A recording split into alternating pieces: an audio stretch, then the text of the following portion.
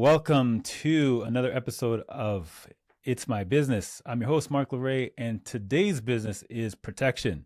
Not that kind of protection.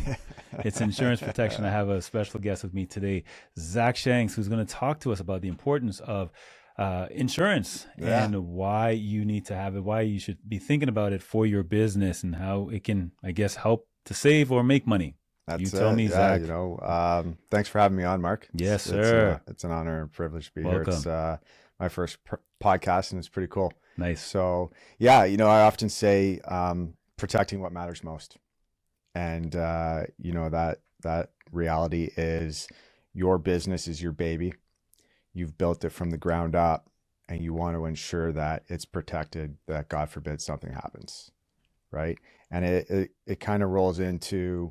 I also then help business owners take care of their personal assets as well. And one of the most expensive things you can buy generally in your life is a home. Then you also have those luxuries of cars, toys, second properties, cottages, and ensuring that you're protecting them. Mm-hmm. It's about protecting and preserving your wealth and your cash flow in case something in the future happens to them. Yeah. Right? You want to make sure that those assets are still going to be your assets and not become a liability. I love it. So we'll get deeper into that a little bit later, but for sure, before we go there, how'd you get into this, man? Why insurance?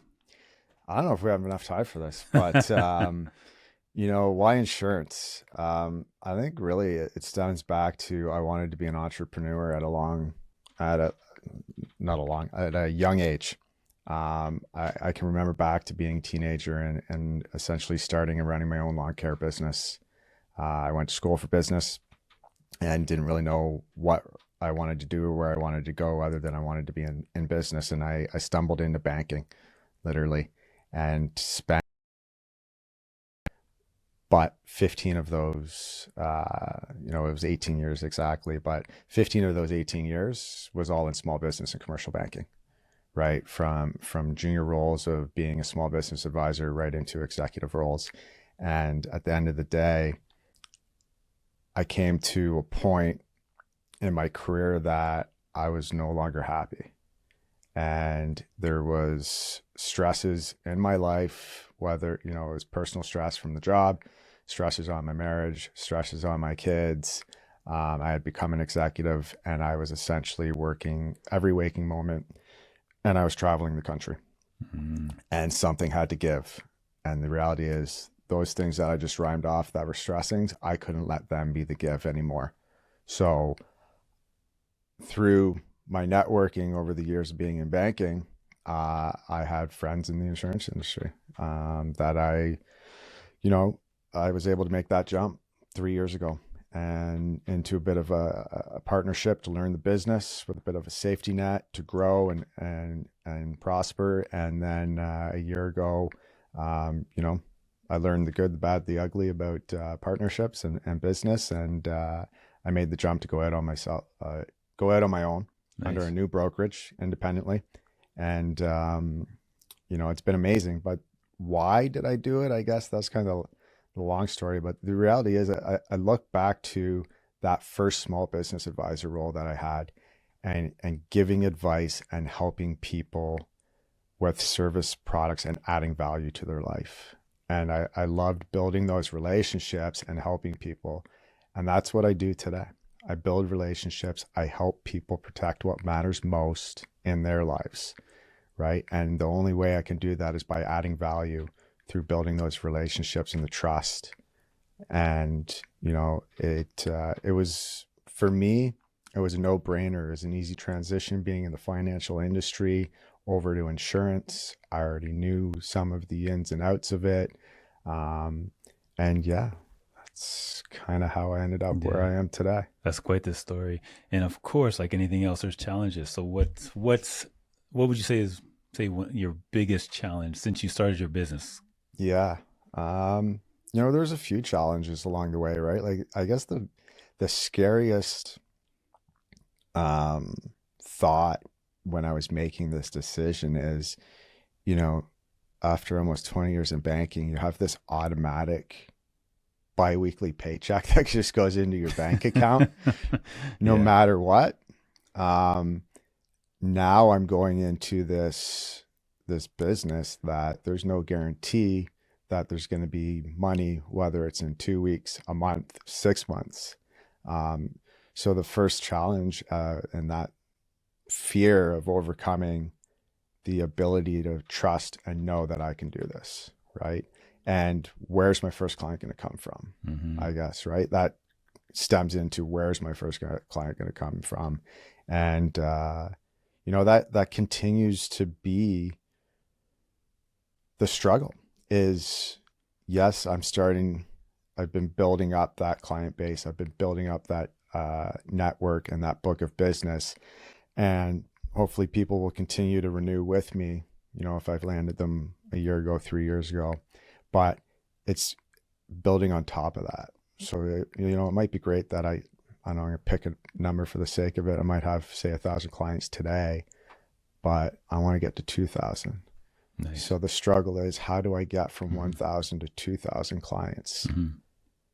But I still want to ensure that I'm adding value and the same service to 2,000 clients that I am today for 1,000.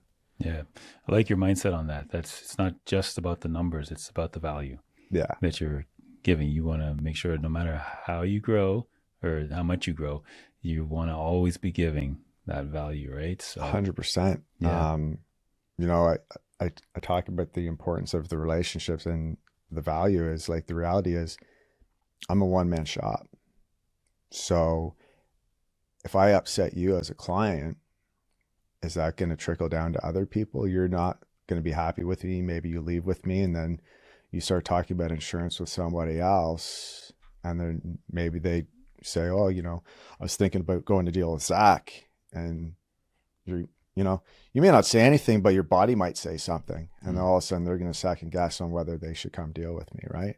Yeah. Versus, if I'm taking care of you, I'm adding value, you're happy with my service, that's going to trickle down on the positive side of things. Yeah. Yeah. So tell me, what does that look like? So you do home auto and business. Right. So why Zach and not the other guy? Why should me as a business owner, come to you to do with my insurance and all of it? You want all of it, right? I want it all. Yeah. Because, I look at it for myself when I'm dealing with something. Like, if I can make one phone call to somebody and they can handle all of my needs versus I need to call 3 people to take care of those needs, I don't have time to call 3 people. And the reality is, are all 3 those people that I call, how quickly are they going to get back to me? So for myself, I pride myself on being that one-man shop that I get back to people same day, regardless if I have the answer or not, right? Even if it's just a quick text, email, phone call. Hey, you know what, Mark, I'm still working on it. I don't have the answer yet. Give me another 24 hours, right? I pride myself in putting my clients first, and adding that value so that they know they get full access to Zach, right? They have my personal cell phone. It's my email. I'm the one answering the phone. I'm the one answering those text messages. I'm the one answering the emails. And I build that relationship with them so that the trust is there between the two of us, right? And if there's any questions, any concerns, they need to put a claim in, they know that I'm going to be there for them. Yeah. There's no, I got to call a 1-800 number and hope I'll get whoever picks up the phone, right? When they dial Zach's cell phone and they get Zach. That's good. Right? Yeah, that's good. Insurance is like, everybody hates insurance, man. There is that things. stigma around it, for sure, right? Yeah. So tell me, what mindset around insurance ends up costing people more money in the long run? It's trying to cut costs, trying to cut corners, which generally comes with cutting coverages, right? And they're not necessarily looking at the bigger picture and the value of protecting their asset and protecting cash flow in the long run. trying to save $30 a year or a month today might end up costing you $30,000 down the road because you've got to put a claim in and you cut coverages or raise deductibles too high or, completely erase the coverage. Say, oh, you know what? I'm not going to need that. Don't worry about it. So that's what somebody would say to you, for example. So when you're working with a client, you obviously need to find out their needs, what they need, how much they need to be, so you can find out how much they need to be. Yeah. So that's through building the relationship and with them, is understanding what it is that they want to get out of this. What is it you are trying to protect?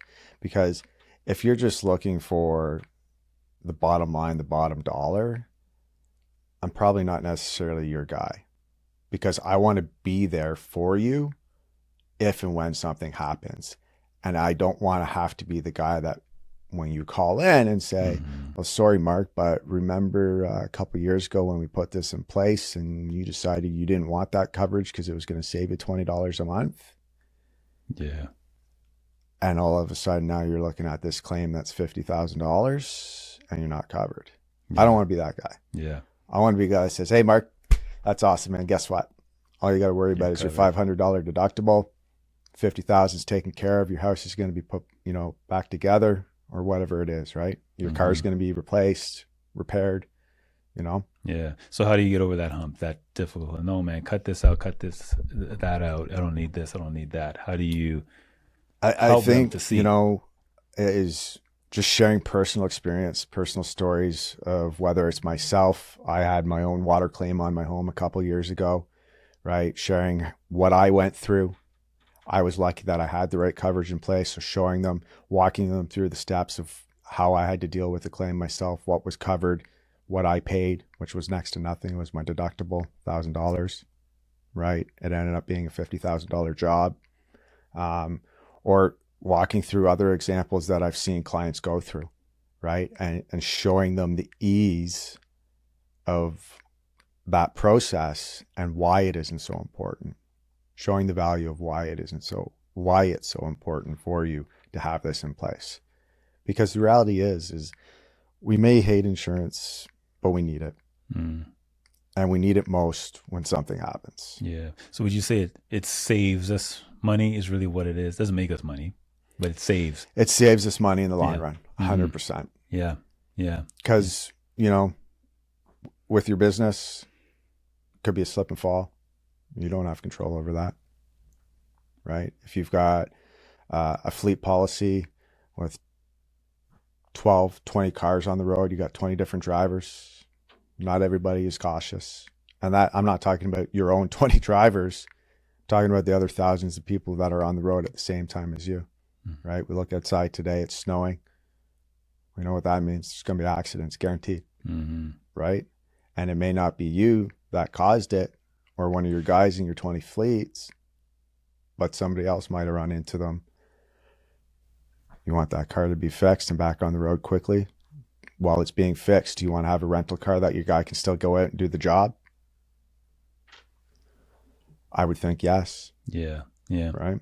So let's talk about business insurance for a bit. How does one know exactly what they need to be covered for? Or is that really like a guy like you? Because you're a broker. Yes. Actually, even let's break that down a bit. What's the difference between a broker? There is a difference, right? Between a broker and just an insurance agent? Or an it's agent. just Yeah, for sure. So the difference is generally an agent will work for one company and they only sell that company's product. And there's nothing wrong with that, right? They can make great offers too and have great coverages. But dealing with a broker, we deal with multiple carriers, multiple insurance companies. So I go out and I shop your policy around for you, saving you the time and money where you can just sit back, do your podcast, take your wife out on a date, spend time with your kids while I do the work for you. And then I come back to you and I present you the options. Yeah. Right. So I do all the background work, the legwork, and shop it around to find you the best coverage, the best pricing and package possible based on your needs, whether that's personal, home and auto or business. The other cool part is with business, a lot of business owners don't know what they need, right? Because maybe they're just starting it up. Some of them, that have been in business for years that don't deal with me today, they'll just be like, can I flip you my current policy and you review it for me and let me know if it's good, bad, ugly. And I do that free of charge, right? And I'll let them know the good, bad, ugly. And sometimes I shop stuff around for business owners, and I say, listen, man, I can't beat what you've got, so stay where you are. Oh, that's good. Right? Yeah. And maybe we'll look at it next year. But the reality is you don't have to know what you need, because that's what I'm for, right?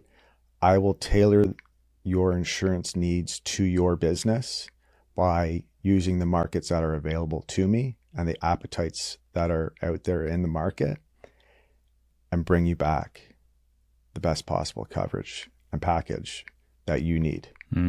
So why is it that people think that insurance is so scary?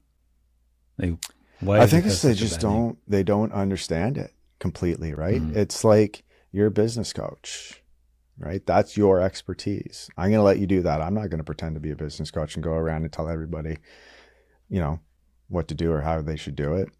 And it's just like, we've got a yoga instructor in the studio today. I'm not an expert at being a yoga instructor. I'm not going to pretend to be, right? But I could help her understand what her insurance needs are. Yeah. Right. I think it's that scary unknown. And if I don't have to understand it, then I'm just going to push it off.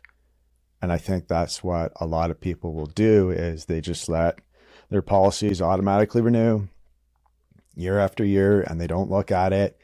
And for all they know, coverage might have changed, and they didn't look at their paperwork to see that there was a notice that it changed.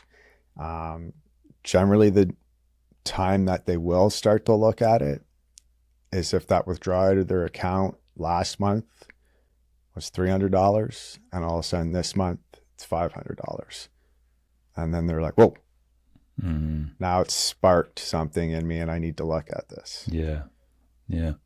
So what would you say right now, someone that's listening, what can or should they do to save money on their insurance? Or is there anything in particular that they should look for, specifically business insurance? Yeah. Or, well, I guess a business owner's got auto or whatever. Like, is there anything that they should be looking at, like, right now?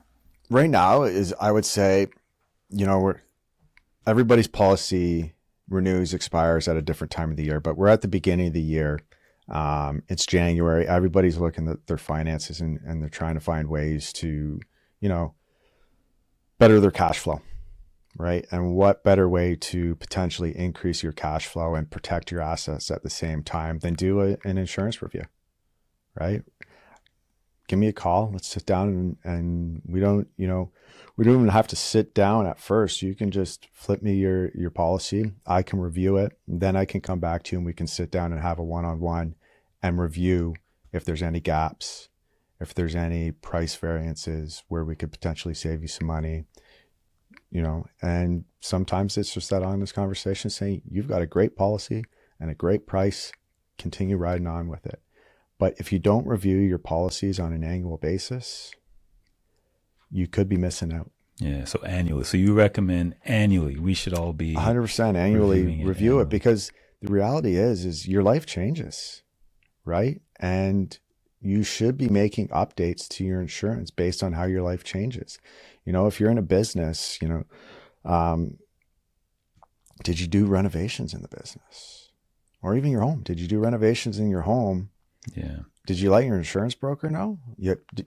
If your basement wasn't finished and your home was insured for X dollars with no finished basement, but all of a sudden you spent $100,000 on your basement, added a bedroom, added a bathroom, but you didn't let your insurance broker know or your insurance company know, well, you may not be covered for that because the proper value of your home isn't insured today because you made changes without letting us know. Yeah, I've heard stories like that. Right? It's the same with your business. Yeah. Things happen in your business. With business insurance, a lot of the driver around premium comes from the revenue your business does. So has the revenue in your business changed? Has your payroll changed?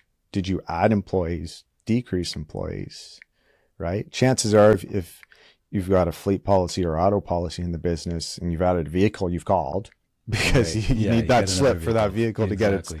on the road safely. Yeah. But, there's other things that happen in the business that change. Yeah. Did you add another product? Yeah.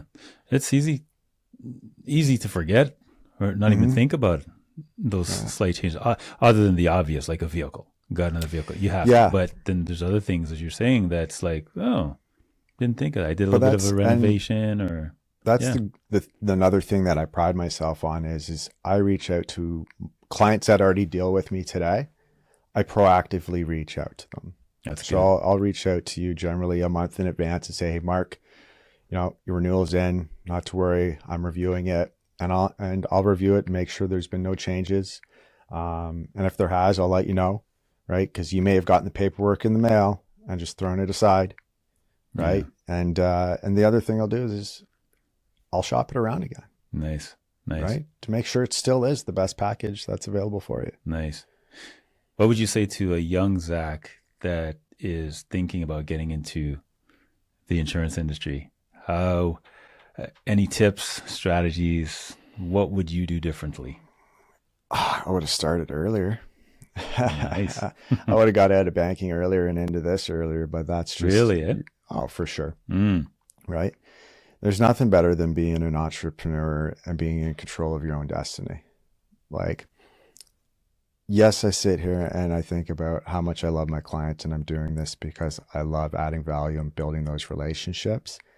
But the bigger picture too is I'm building this for my family to give them opportunities in the future that we wouldn't have had if I just stayed in the corporate world.